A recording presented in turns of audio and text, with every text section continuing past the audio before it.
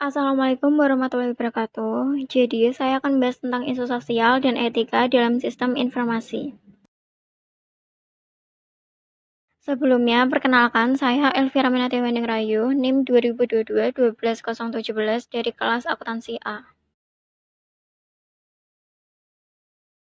Contoh isu sosial dan etika dalam sistem informasi yang akan saya bahas adalah kasus hacker Jurka. Kasus hacker Jurka ini ramai diperbincangkan pada tahun 2022 lalu. Pasalnya, hacker Jurka ini membuat panik beberapa pihak karena membocorkan data-data penting yang mayoritas milik pemerintah. Lantas, siapa sih sebenarnya hacker Jurka?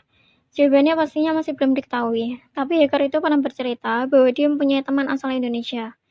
Melihat dari foto profil yang kerap digunakan, hacker Jurka mungkin saja menyukai penyanyi asal Reykjavik, Islandia, bernama Jorg Gudmundsdóttir.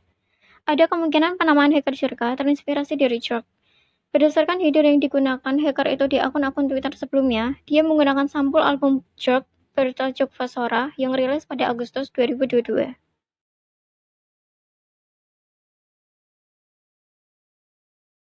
Jadi, hacker Jurka ini membuat heboh warga Indonesia lantaran ia telah merentas dan membocorkan data-data penting termasuk data pribadi masyarakat Indonesia dan mayoritas milik pemerintah.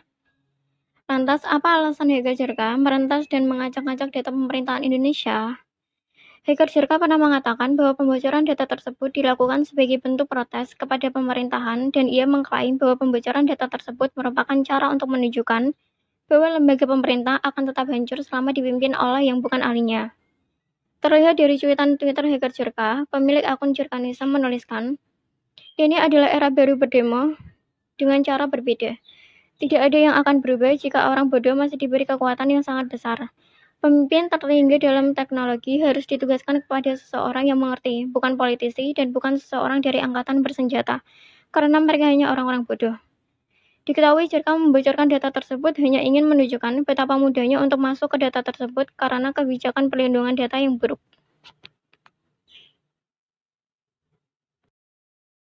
Kasus-kasus yang diakibatkan oleh Jurka. Kasus yang pertama adalah kasus IndiHome. Hacker Jurka mengklaim bahwa ia mempunyai data pelanggan IndiHome. Jurka mengklaim bahwa ia telah mempunyai 26 juta histori browsing pelanggan IndiHome. Datanya mencakup keyword, email, nama, jenis kelamin, hingga nomor induk kependudukan. Namun hal tersebut dibantah oleh perwakilan Telkom Group. Perwakilan Telkom Group tersebut menyatakan bahwa data yang bocor tidak valid dan merupakan hasil fabrikasi. Menurut Ahmad Reza, SVP Corporate Communication dan Investor Relation Telkom, Telkom tidak menggunakan email @telkom.net baik untuk kepentingan perusahaan maupun layanan bagi pelanggan. Kasus yang kedua adalah kasus data registrasi SIM card. Jurka kembali menjadi aktor di balik bocornya 1,3 miliar data registrasi SIM card yang disebut milik Kementerian Komunikasi dan Informatika atau Kominfo. Data tersebut dijual seharga 500.000 US dollar atau sekitar 745,6 juta rupiah. Data sebesar 87 GB diklaim berisi NIK, nomor ponsel, provider telekomunikasi, dan tanggal registrasi. Namun sampai sekarang, teka-teki sumber kebocoran data tersebut belum diketahui. Kasus yang ketiga adalah kebocoran data KPU. Kali ini data yang ia bocorkan adalah 105 juta data masyarakat Indonesia terkait pemilihan umum berasal dari Komisi Pemilihan Umum atau KPU. Kasus yang keempat adalah pembocoran data daftar surat kepresidenan. Data tersebut dibocorkan pada 9 September 2022. Jurka membocorkan data daftar judul dan nomor surat termasuk dokumen rahasia untuk Presiden Jokowi, salah satunya dari Badan Intelijen Negara. Yang kelima adalah doxing pejabat publik. Jurka membagikan data pribadi yang diduga milik sejumlah pejabat publik Indonesia melalui grup Telegram miliknya. Aksi doxing ini dilakukan dari tanggal 10 hingga 11 September 2022, yang dimulai dari data milik Kementerian Kominfo dan Informatika atau Menkominfo, Johnny G. Plate. Berbarengan dengan itu, Jurka melampirkan sejumlah data pribadi yang diduga milik Johnny. Data tersebut antara lain NIK, nomor kartu keluarga, alamat, nomor telepon, nama anggota keluarga, hingga ID vaksin. Sejumlah nama pejabat publik yang jadi sasaran aksi doxing dari Jurka selain Menkominfo yakni Puan Maharani, Ketua DPR, Samuel Abrijani Pangerapan, Direktur Jenderal Aplikasi Informatika Kominfo, Luhut Binsar Panjaitan, Menteri Koordinator Bidang Kemaritiman dan Investasi Indonesia. Kemudian Erick Thohir, Menteri Badan Usaha Milik Negara. Kemudian Jurka juga membocorkan data pribadi milik Rafael Alun Trisambodo. Kasus berikutnya adalah Jurka yang membobol My Pertamina. Ia mengklaim bahwa mempunyai 44 juta data yang diduga milik My Pertamina. Data tersebut diklaim didapat pada November 2022.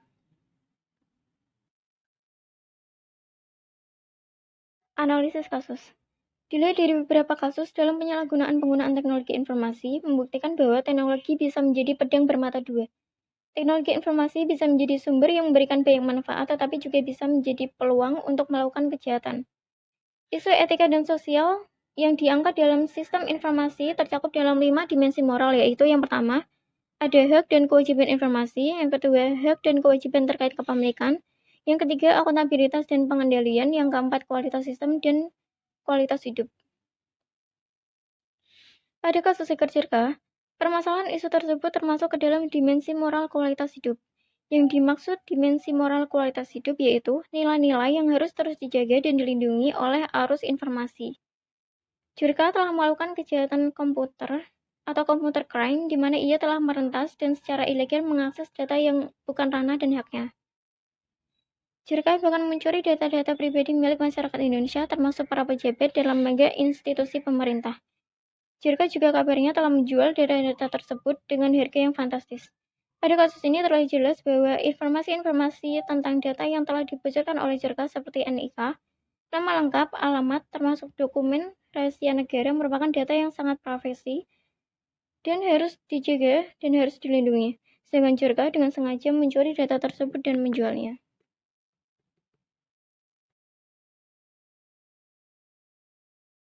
Indonesia merupakan negara hukum. Segala bentuk pemerintah negara ini telah diatur dalam Undang-Undang Dasar 1945. Bagi korban hacker dapat amunisi dalam membentengi data pribadi, yaitu dengan Undang-Undang Perlindungan Data Pribadi atau UU PDP. Beberapa undang-undang yang terkait yaitu yang pertama, UU ITE Pasal 30 Ayat 1 yang berbunyi, setiap orang dengan sengaja dan tanpa hak atau melawan hukum mengakses komputer dan atau sistem elektronik milik orang lain dengan cara apapun. Yang kedua, UU ITE Pasal 30 Ayat 2 yang berbunyi, setiap orang dengan sengaja dan tanpa hak atau melawan hukum mengakses komputer dan atau sistem elektronik dengan cara apapun, dengan tujuan untuk memperoleh informasi elektronik dan atau dokumen elektronik. Yang ketiga, UU ITE Pasal 30 Ayat 3 berbunyi, setiap orang dengan sengaja dan tanpa hak atau melawan hukum mengakses komputer dan atau sistem elektronik dengan cara apapun, dengan melanggar, menerobos, melampaui, atau menjebol sistem pengamanan. Kemudian keempat ada UU ITE Pasal 46 Ayat 1 berbunyi, setiap orang yang memenuhi unsur sebagaimana dimaksud dalam Pasal 30 Ayat 1 dipidana dengan pidana penjara paling lama 6 tahun dan atau denda paling banyak 600 juta rupiah. Kelima, UU ITE Pasal 46 Ayat 2 yang berbunyi, setiap orang yang memenuhi unsur sebagaimana dimaksud dalam Pasal 30 Ayat 2 dipidana dengan pidana penjara paling lama 7 tahun dan atau denda paling banyak 700 juta rupiah. Yang keenam ada UU ITE Pasal 46 Ayat 3 yang berbunyi, setiap orang yang memenuhi unsur sebagaimana dimaksud dalam Pasal 30 Ayat 3 dipidana dengan pidana penjara paling lama 8 tahun dan atau denda paling banyak 800 juta rupiah.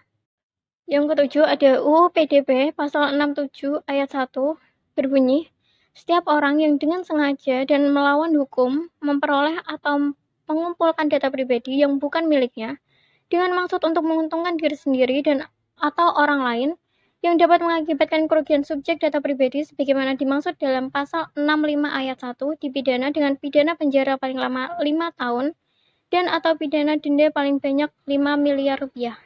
Yang kedelapan ada UU PDP Pasal 67 Ayat 2 berbunyi, setiap orang yang dengan sengaja dan melawan hukum mengungkapkan data pribadi yang bukan miliknya sebagaimana dimaksud dalam Pasal 65 Ayat 2 dipidana dengan pidana penjara paling lama 4 tahun dan atau pidana denda paling banyak 4 miliar rupiah. Kesembilan ada UU PDP Pasal 67 Ayat 3 yang berbunyi, setiap orang yang dengan sengaja dan melawan hukum menggunakan data pribadi yang bukan miliknya sebagaimana dimaksud dalam Pasal 65 Ayat 3 Dipidana dengan pidana penjara paling lama 5 tahun dan atau pidana denda paling banyak 5 miliar rupiah.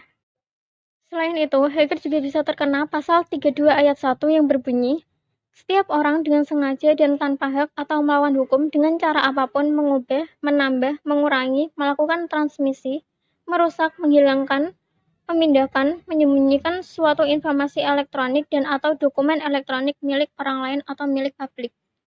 Dan yang terakhir atau lainnya yaitu Pasal 22 huruf B Undang-Undang 36/1999 tentang telekomunikasi yang berbunyi setiap orang dilarang melakukan perbuatan tanpa hak, tidak sah atau memanipulasi akses ke jaringan telekomunikasi dan atau akses ke jasa telekomunikasi dan atau akses ke jaringan telekomunikasi khusus.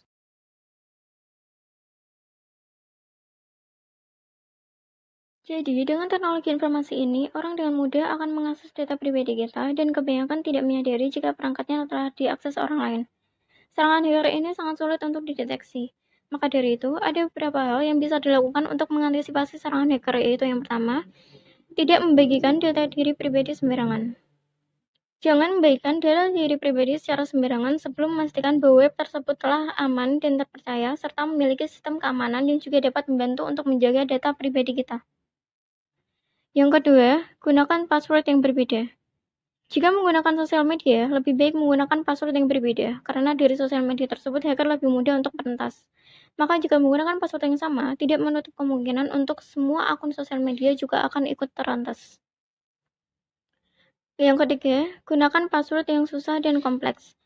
Penggunaan password yang simpel akan memungkinkan hacker mengakses akun dengan sangat mudah. Maka, gunakan password yang kompleks seperti gabungan angka, huruf kecil, huruf kapital, dan simbol.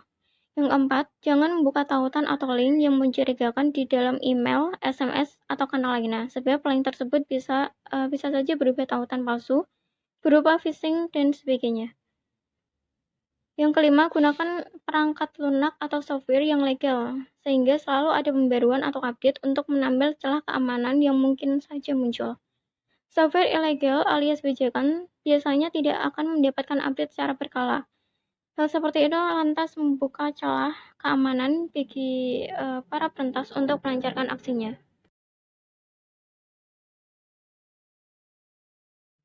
Yang keenam, hindari penggunaan koneksi internet wireless atau Wi-Fi di sembarang tempat. Sebab tak jarang jaringan Wi-Fi di tempat umum tidak menjamin keamanannya. Yang terakhir, matikan jaringan Wi-Fi atau Bluetooth ketika tidak digunakan. Serangan hacker dapat juga terjadi melalui jaringan Wi-Fi atau Bluetooth yang terus-terusan menyala. Jadi, pastikan jaringan Wi-Fi atau Bluetooth tersebut lebih baik dinonaktifkan jika tidak terpakai untuk mencegah perangkat terkoneksi secara otomatis ke jaringan yang tidak aman tanpa disadari. Terima kasih atas perhatiannya. Jika ada kesalahan, saya mohon maaf. Wassalamualaikum warahmatullahi wabarakatuh.